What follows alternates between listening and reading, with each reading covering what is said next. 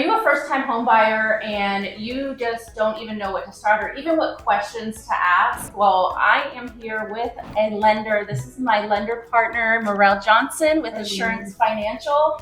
He is absolutely amazing.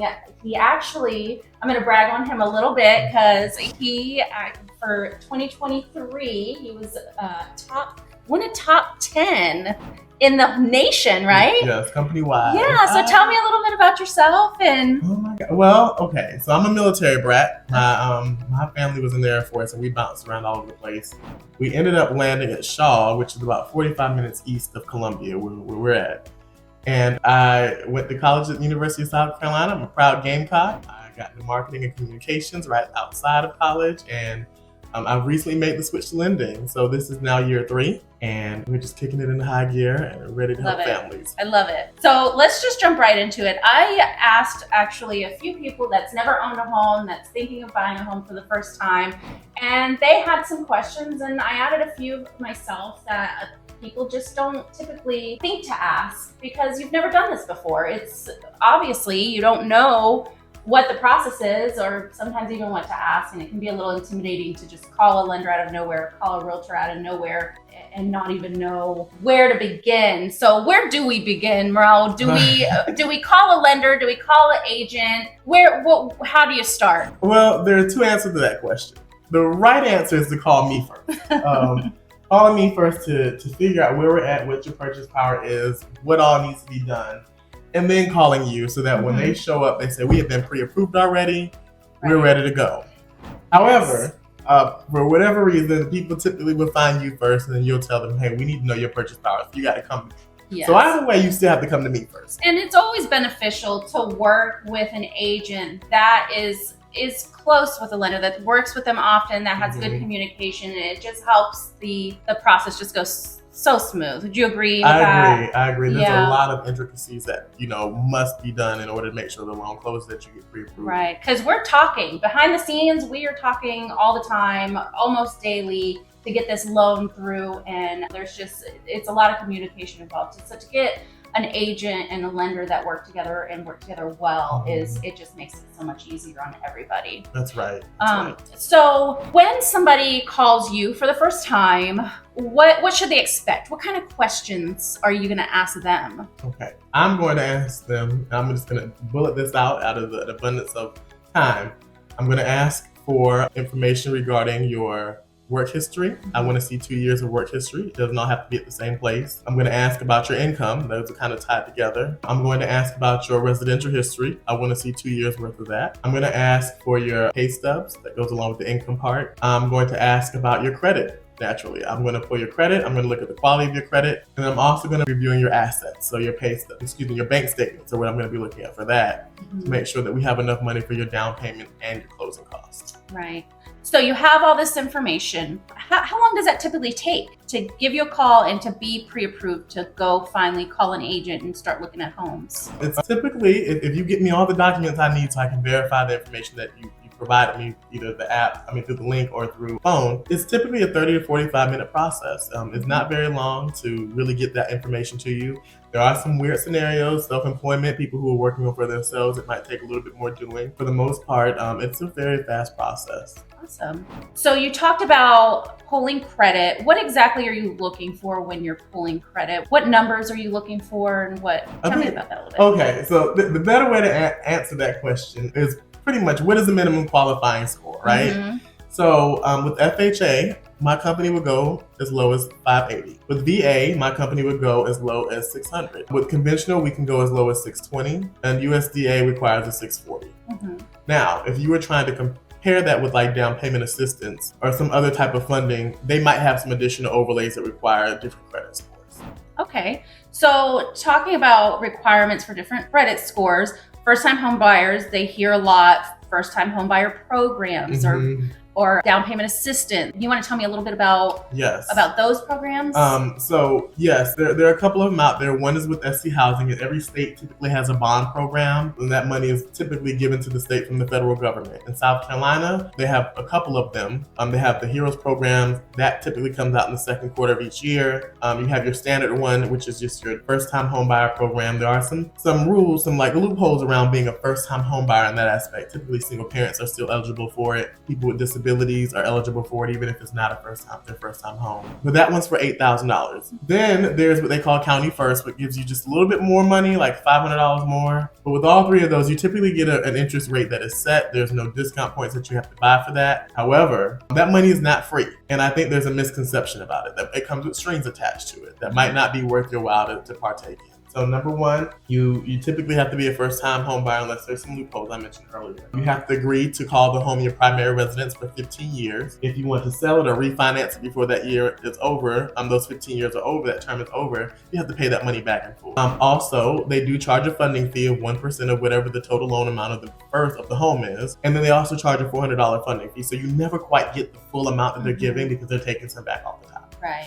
And then if you sell beforehand, you have to give it all back, the full amount, even what they've already deducted. So as long as you live in the house for 15 years after that, you can sell the house and you don't owe anything back. You don't owe anything back. And it's considered a lien against the home. It's a second lien against the home. It's just 0% interest, 0 payments for 15 years. Right. The other down payment assistance program is that we use called the Chenoa program. And that one has terms that are a little bit different. So your credit score requirement on that one is a 600 compared to SC Housing, where you need to have at least a 620 or a 640 if you're doing any of the USDA or VA or conventional loans. No is only FHA. You have to have a minimum score of 600. You have got to agree to live in the home again as your primary residence. You do not have to be a first-time home buyer for that one. Surprise, surprise. And you also have to agree to you're gonna pay a little bit more for your rate. So they give you the money for the down payment assistance, but then your rate is gonna be higher than what the regular market is doing. The good thing about the Chenoa program that I like over the SC Housing one is that it's forgivable only after 3 years.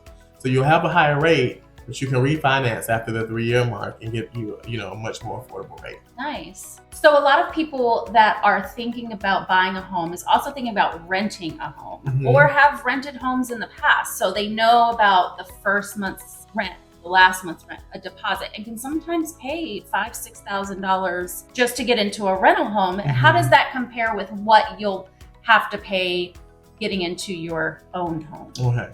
So we have to look at this abstractly, like in its rawest form. When you are getting ready to rent a home, you are paying for your first month's rent, and right now I believe in Columbia and Lexington rent is anywhere between $1,800 to $2,000. Easily. So on the high end, you're probably spending $6,000 first month rent, your last month's rent, and then your security deposit. And then when you move out, you hope that you get that money back, some of that, at least your security deposit. We always know that that's not the case. Apartment complexes are going to try to find a reason to not give you your money back, or you have to spend a ton of money making it like it looks. So either way, you're still spending money. When you're buying a home, it's very different. You have your down payment, okay? So typically that's anywhere between 3 and 20%, depending on your loan type. It could be even as low as 0% if you're using a USDA or rural development loan, or VA loan. And then you have your closing costs, which can vary between 3 and 6% of whatever the purchase price of the home is. So taking that into consideration, a good example of that is I like using round numbers here. So if you're doing a $200,000 home, your down payment is probably going to be, if you're doing an FHA loan, $7,000. And you're probably looking at another $7,000 for closing costs. And I always tell people, like, do not get scared when you hear those numbers. We can find it between down payment assistance, between concessions. You might be able to pull money from your 401k. You might be able to get a gift from a family member. Tax season is coming up right now. So that money can add up very quickly. Right. And before you know it, you'll be in your home.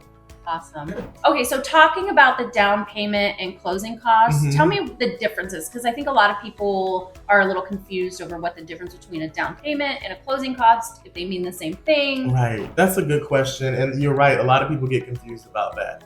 So your down payment is money that you're putting down directly toward the principal of your home.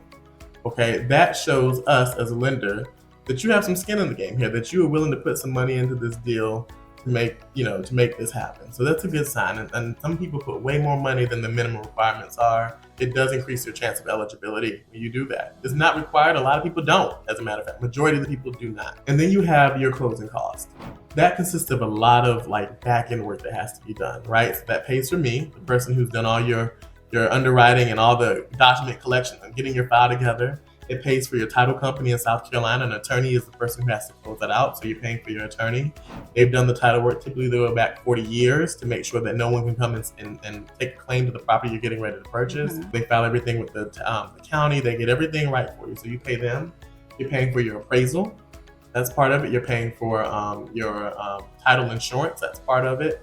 You're paying for your credit reports. And that stuff can add up because also included in that number is you have to pay your taxes for the year. You have to pay your insurance for the year, and then you have to pay your what we call like your daily interest charges between the date that you close and things of that nature. So sometimes people will call me and I'll tell them, I'll refer them to you to mm-hmm. go to a lender, go ahead, and they're worried about getting their credit pulled. Mm-hmm. What do you have to say about people that they're just a little apprehensive about jumping right in and getting their credit pulled right away? Okay, that is something we get a lot, mm-hmm. and there are two ways that we can work that. Number one, I always tell people if you are concerned about having your credit pulled, we can do a soft pull, which only gives us one of the bureaus, and we can kind of guesstimate where you're going to be at there. Soft pull doesn't have the same impact a hard pull does.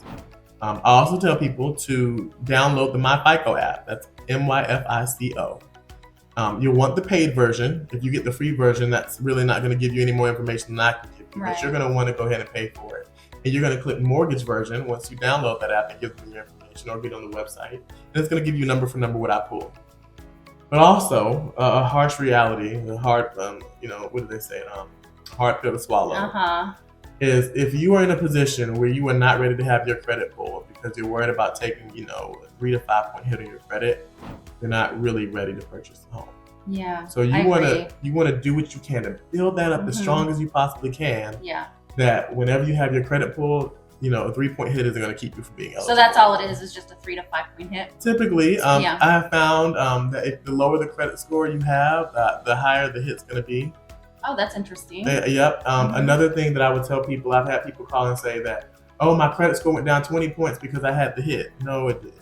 No, they're not going to knock you 20 points because you had a hard inquiry. Yeah. Unless you've had so many hard inquiries throughout the past 12 months. And that's a completely different story because each hard inquiry equals a hit. But fun fact, when it comes to having your credit pulled for a mortgage, you have what they call a shop period, which means if you come to me and I'm not able to get you pre-approved or you're not liking the rate that I'm giving you, then you have a certain time frame after the initial hard pull to go to other lenders and ask them to run you also mm-hmm. without having any penalty. Yeah. I believe that time frame is 14 days, so 2 weeks. So, if you come to me, you say, well, I went to somebody else and I wasn't liking the rate they gave them, or recently I just don't like that person's personality. They weren't attentive to me. They weren't able to help me or give me any really sound advice.